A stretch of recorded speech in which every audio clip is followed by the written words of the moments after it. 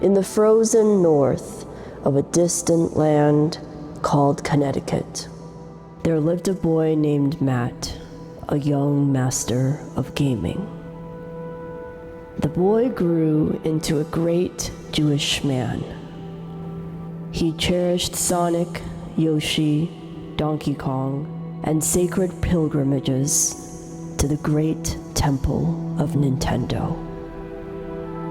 His life was good. Once maidenless, he found me. But one day, a cruel fate revealed itself. The most sacred relic of his youth, his DOL-001 GameCube from the year 2001, was broken. So then I died a little inside.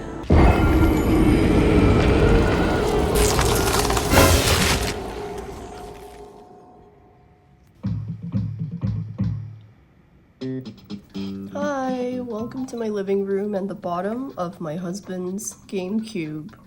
The reason I want to fix this is because Nintendo had a magazine called Nintendo Power, and they gave out the cutest stickers, and when my husband was a little kid, he put those stickers on all over his GameCube, and I really want to play Fire Emblem. For now, I'm just keeping to cleaning and then fixing the disc problem. If I use this, I should have no problems.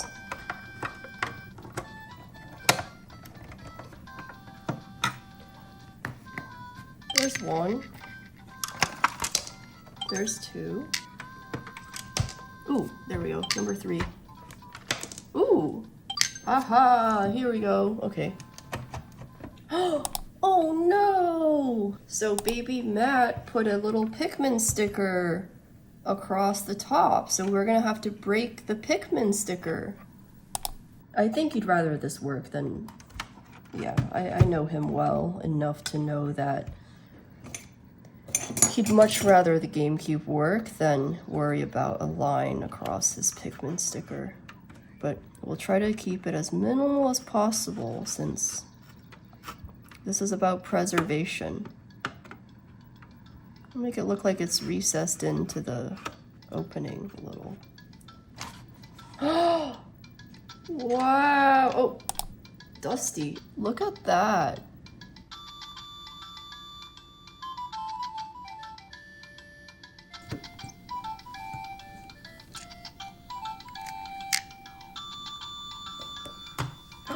Ooh. Whoa.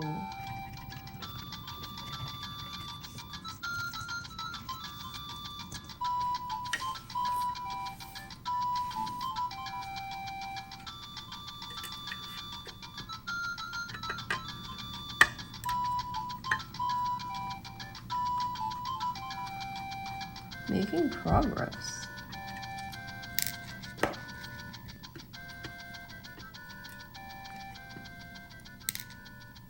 Lift off. Woo!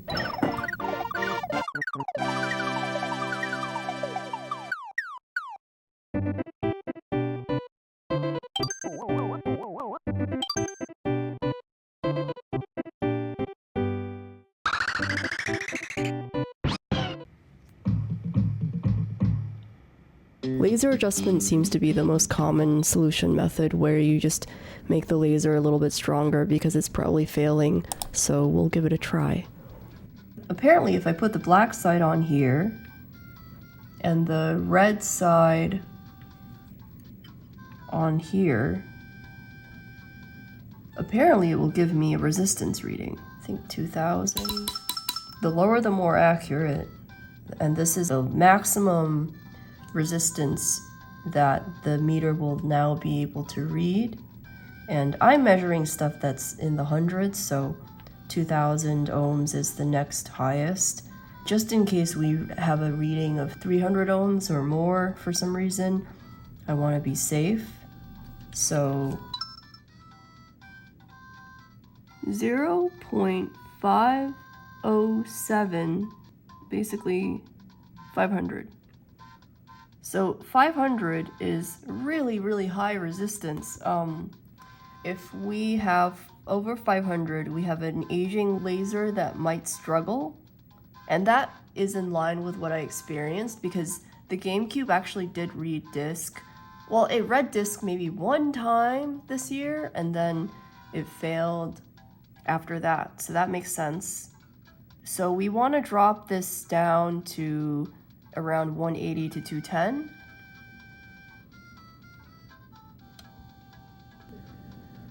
$192. We're good. We're in the safe zone. So now, I guess I will put it back together.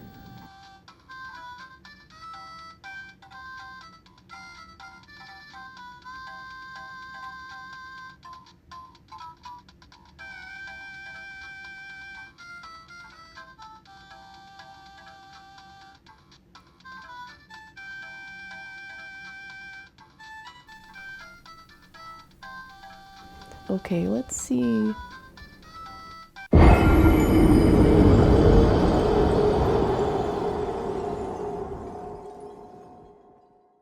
I tried the laser a bunch more times and it still didn't work, so then I went on eBay and I got an indigo GameCube. And first of all, it said that it was going to be working right out of the box, but it didn't, so I adjusted the laser a bunch of times and that didn't work either, so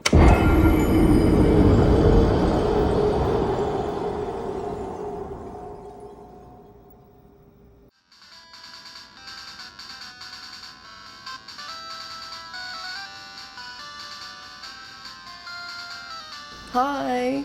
It's about a week later. I hurt my back, so if I make faces looking like I don't like you, it's not because I don't like you, it's because I'm kind of in pain, but it's getting better. It's like probably one of the last days that it hurts, and ironically, if I'm sleeping or laying down, it gets worse, so I kind of like have to move around, so don't worry about me. But anyway, seemingly the capacitors are broken in both the purple GameCube and the black GameCube, and so now, because I don't have a solder yet, I ordered an interior module that should have working capacitors and a laser, and then I can try to install it into the black GameCube.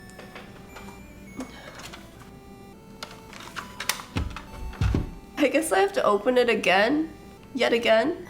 Before we even disassemble this, we could probably take the potentiometer, and see what the resistance is for the laser, just out of curiosity. It's been a week, so I have to remember how to do everything. Oh, there's a plastic, we can take that off. I usually take plastic off of things because plastic degrades and it's never really worth keeping plastic on. Okay, anyway.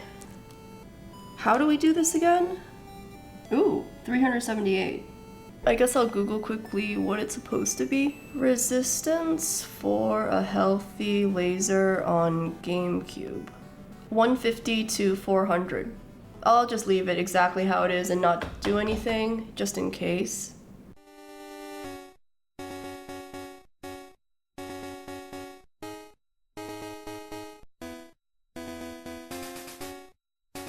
New, old. Ooh, interesting. The old one is more silver. Looks like there is a part I need to move.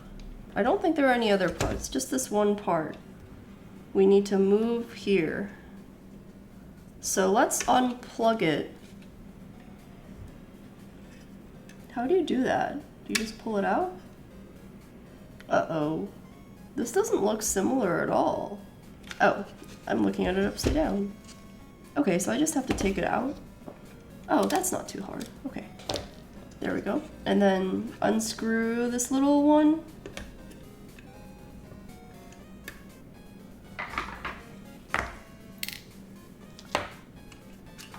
That's surprisingly simple. Ooh, okay. I believe that's the only part that's missing and needs to be moved because everything else looks the same. So we'll put the old one away. and in with the new. This could use a little scrubbing.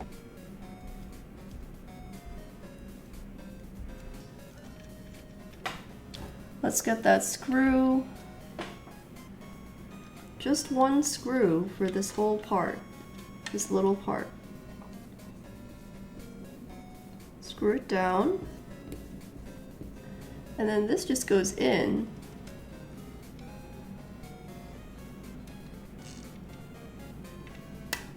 In theory, that's it.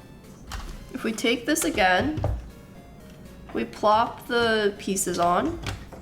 Here's the game again. Let's see.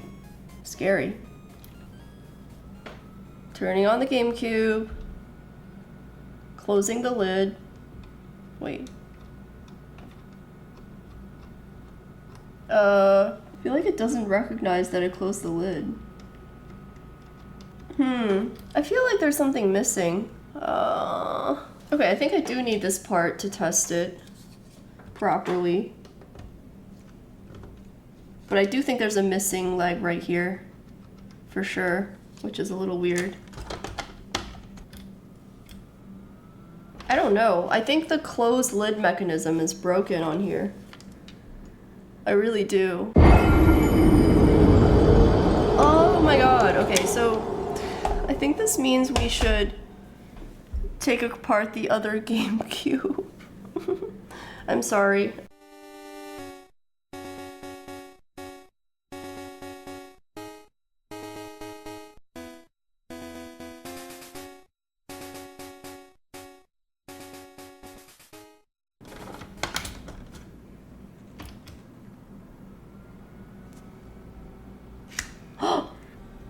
Uh-oh. Oh, it's going. I think it's staying reading disk. So I guess what we can do now is we can see if it's reading disk on the old GameCube, since that's the one we're really trying to revive, and plug it in. And then try it again.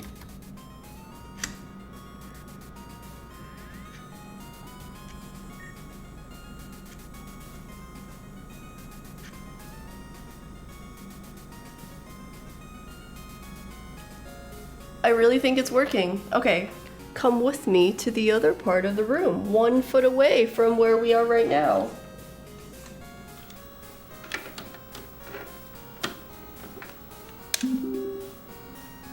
Let's see.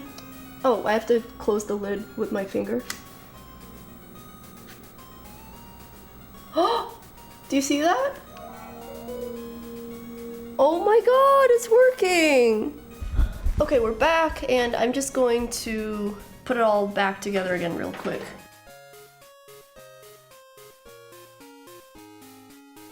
And I guess I'll plug it in again and see if it's working for sure. Whoa. I hope I don't break. Oh no. I heard that snap, so now it might not register as an open GameCube. Okay, let's try it anyway. Oh no. Alright, so we have a working laser. We just have a broken, I've broken 2 of these now. Oh, shoot. Hi, good morning.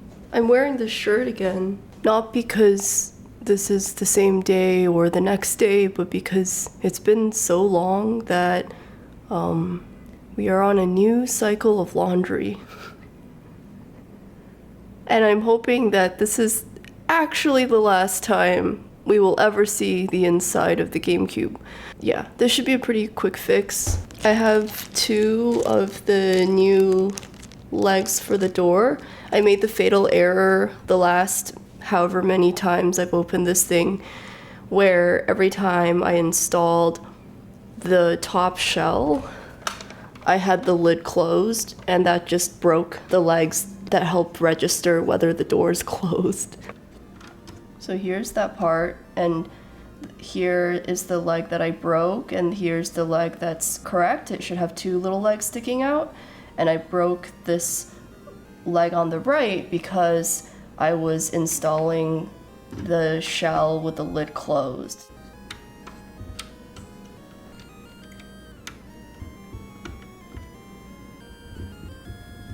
Now I can close the lid and open it. Should have no problems.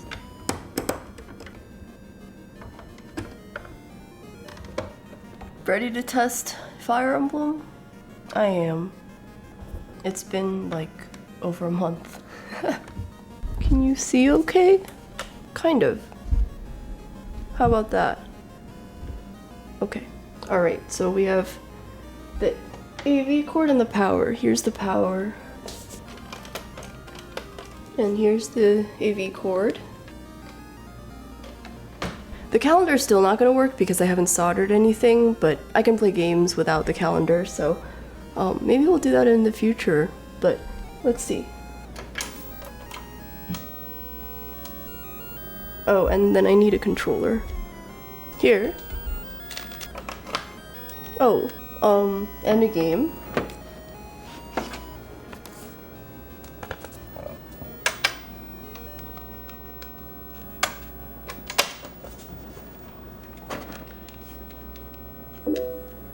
Please work.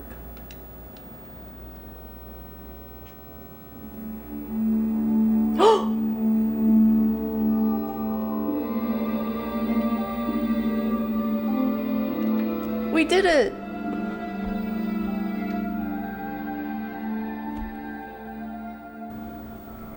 Yay! Look at that! I guess you can't really fully because it doesn't look the same on the camcorder. I promise it looks awesome. It's really glowy. Well, thank you for doing that with me. I can't believe it took so long, but we did it. Wow. Okay, well, I'll talk to you soon. Bye!